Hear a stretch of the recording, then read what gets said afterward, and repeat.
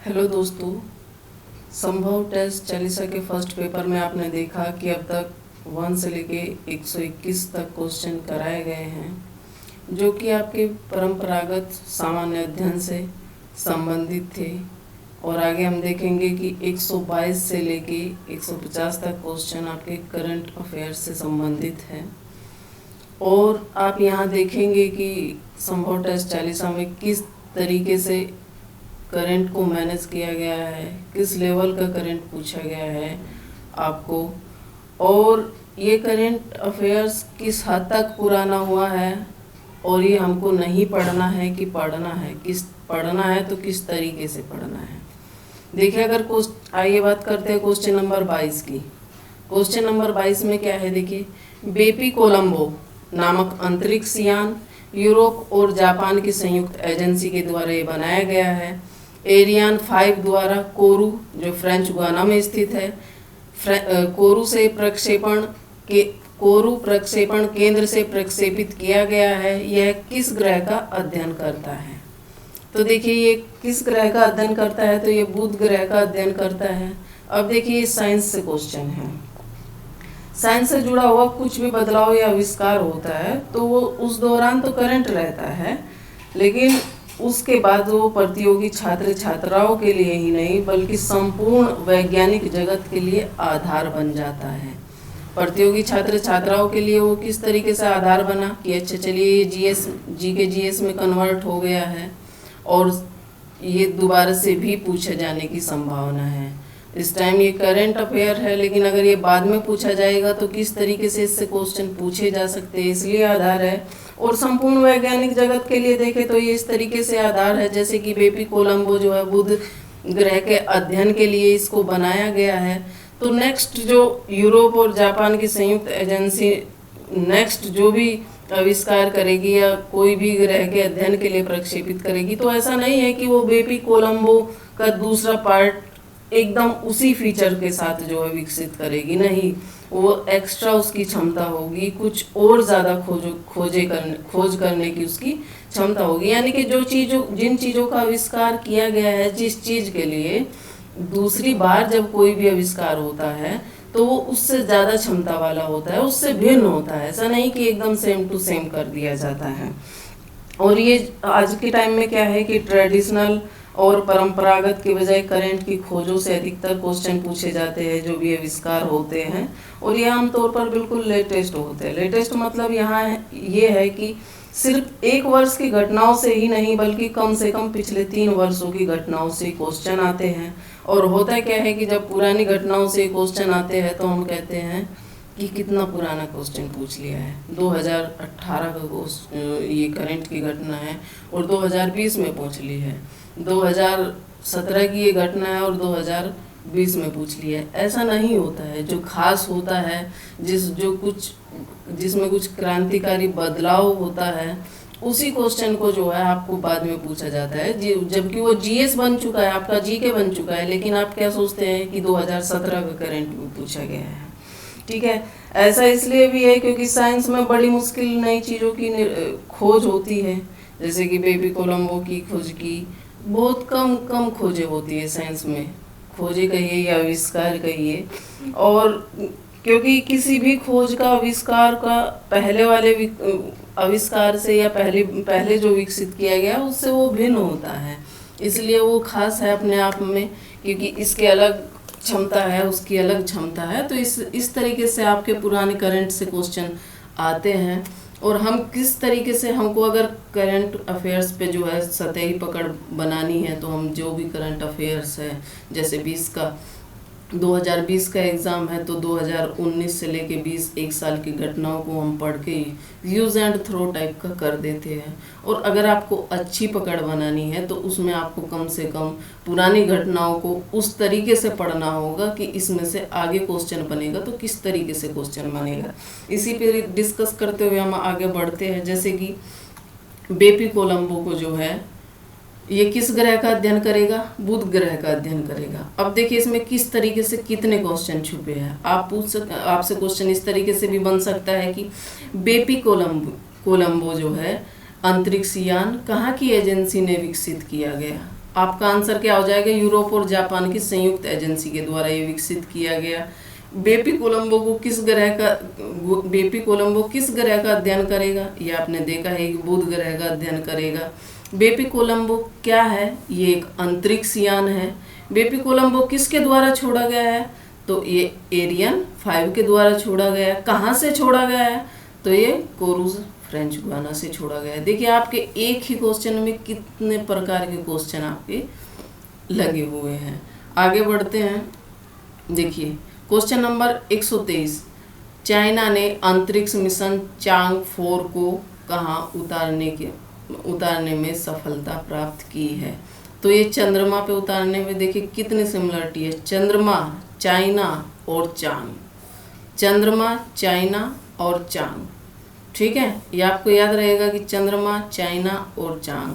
China का अंतरिक्ष mission है जिसका नाम है चांग 4 और किसके लिए है, ये चंद्रमा के लिए है। तो चंद्रमा, चाइना, चांग 4। अब देखिए इसमें क्वेश्चन आपको आगे क्वेश्चन बनने की क्या संभावना है। एक क्वेश्चन आपका आता है सूचियों को मिलान करने के लिए, सूची दे दी जाती है फर्स्ट और सेकंड। इसमें क्या होता है, आपसे पूछ लिया जाएगा चांग किससे संबंधित है, चंद्रमा से संबंधित है। मार्स किससे संबंधित है, मंगलयान से संबंधित है। इसी तरीके से आपको 4 ऑप्शन दे दिए जाएंगे और उनको मिलान के लिए पूछ लिया जाएगा। और आपका जो है ये किस लिए खास है, देखिए ये 3 जनवरी 2019 को चांग चंद्रमा पे उतरता है और इसको चांग E4 भी कहते हैं। चांग 4 कहिए या चांग E4 कहिए, दोनों नाम है। इसमें क्या खासियत रही है, देखिए इसने जो है चंद्रमा पर उतरने उस हिस्से पे ये चंद्रमा के उतारा गया है जो अब तक के प्राकृतिक उपग्रह के किसी भी उपग्रह के द्वारा नहीं देखा गया।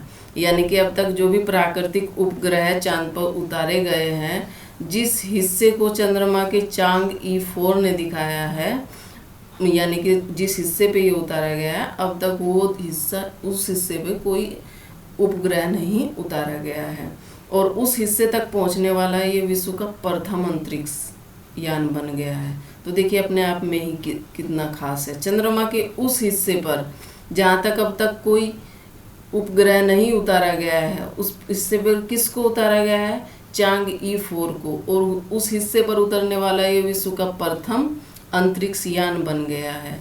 चांग E4 अंतरिक्ष यान जो है किसका है, चाइना, रूस, भारत, इस तरीके से आपके क्वेश्चन तो चाइना का है। कहाँ पर उतारा गया है, चंद्रमा, मंगल, सूर्य, प्लूटो, तो चंद्रमा पर उतारा गया है। आगे देखिए किस तरह आपका जीएस में कन्वर्ट होता है। हाइड्रोजन को ईंधन के रूप में प्रयोग कर विश्व की प्रथम ट्रेन किस देश के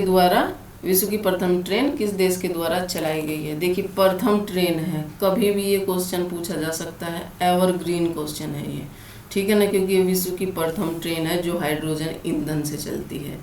तो देखिए ये हाइड्रोजन ईंधन से चलने वाली ट्रेन जर्मनी ने इसको जो है लॉन्च किया है और इसका नाम क्या है, देखिए हाइड्रोजन से ही इसका नाम है हाइड रेल। इसका नाम क्या है, हाइड रेल। हाइड से क्या हो जाएगा आपका, हाइड्रो हो जाएगा, यानी कि हाइड्रोजन हो जाएगा और रेल से रेल हो जाएगा। ये बनाई किस कंपनी है, तो ये फ्रांस की या फ्रेंच की एक कंपनी है, अलिस्टामा के द्वारा ये बनाई गई है। इसकी खासियत देखिए कितनी ज़बरदस्त है। एक तो देखिए हाइड्रोजन ईंधन आपको पता है कि इको फ्रेंडली होता है, ठीक है, और इसमें जो ईंधन का यूज हुआ है हाइड्रोजन का इसमें उत्सर्जन कहिए या अवशिष्ट कहिए, उसके रूप में क्या निकलता है, सिर्फ वाटर निकलता है और वाष्प निकलता है। क्या वाटर और वाष्प जो है आपका कोई प्रदूषण फैलाएगी, तो नहीं फैलाएगी। तो वाटर निकलता है इसका वेस्टेज और वाष्प निकलता है। कितना इको फ्रेंडली है। और इस डीजल इंजन की ट्रेन होती है उसकी तुलना में 60% ये शोर कम करती है। देखिए ध्वनि प्रदूषण कम है, वायु प्रदूषण कम है, कितने इको फ्रेंडली ये ट्रेन है। और विश्व में पहली ट्रेन है जो किसके द्वारा चलाई गई है, जर्मन के द्वारा चलाई गई है। आगे बढ़ते हैं। No caste no religion. देखिए, नो कास्ट नो रिलीजन का सर्टिफिकेट किसको मिला है और कौन ऐसी भारत की प्रथम महिला है जिसको ये प्राप्त हुआ है। तो देखिए, स्नेहा है। क्या ये क्वेश्चन आगे पूछ लिया जाने लायक नहीं है कि बताइए कि भारत की प्रथम वह भारत की प्रथम कौन सी महिला है जिसने नो कास्ट नो रिलीजन का प्रमाण पत्र लिया है। ठीक है, वो क्वेश्चन आपका इसी तरीके से, ये जो है 35 वर्षीय है और ये कहाँ से है, तो ये जो है आपकी तिरुपत्तूर जो है वेल्लूर ज़िले में एक जगह है, तमिलनाडु के वेल्लूर ज़िले में तिरुपत्तूर, वहीं से ये संबंधित है, यानी कि वहीं की ये रहने वाली है और पेशे से ये वकील है। इन्होंने 9 साल का संघर्ष किया है, तब जाके इनको ये सर्टिफिकेट मिला है। इन्होंने आवेदन कब किया था? 2010 में इन्होंने आवेदन किया था और 5 फरवरी 2019 में इनको ये सर्टिफिकेट मिला है। आगे बढ़ते हैं। देखिए, पीएम मोदी ने अपने दूसरे कार्यकाल में प्रथम यात्रा किस देश की? तो देखिए, दूसरे कार्यकाल में मालदीव की जो है इन्होंने यात्रा की, जो इनकी प्रथम यात्रा थी। और यहीं पर अगर पहला पूछ लिया जाए कि पीएम मोदी ने अपने प्रथम कार्यकाल के दौरान प्रथम यात्रा किस देश की तो नेपाल की। देखिए, दूसरे कार्यकाल की बात करें तो 30 मई 2019 को जो है पीएम मोदी शपथ ग्रहण करते हैं और पहले कार्यकाल की बात करें तो 26 मई 2014 को ये अपना पहली बार शपथ ग्रहण करते हैं पीएम के रूप में। तो यहाँ दूसरे कार्यकाल के लिए और ये पहले कार्यकाल के लिए। दूसरे कार्यकाल में प्रथम देश ऐसा कौन सा राज्य की यात्रा की? तो मालदीव। और पहले कार्यकाल की बात करें तो ये नेपाल की है। पीएम मोदी जो है अगर व्यक्तिगत क्रम से पूछे तो 15वें पीएम हैं और पद क्रम से पूछे तो ये 20वें पीएम हैं, यानी कि किस पद क्रम के तो 20वें पीएम हैं। और व्यक्तिगत तौर पे देखें तो ये 15वें पीएम हैं। और इन्होंने जो है 2014 में ये पीएम बने और उससे पहले ये क्या थे, 2001 से लेके 2014 तक ये गुजरात के सीएम थे। क्या थे? गुजरात के सीएम थे।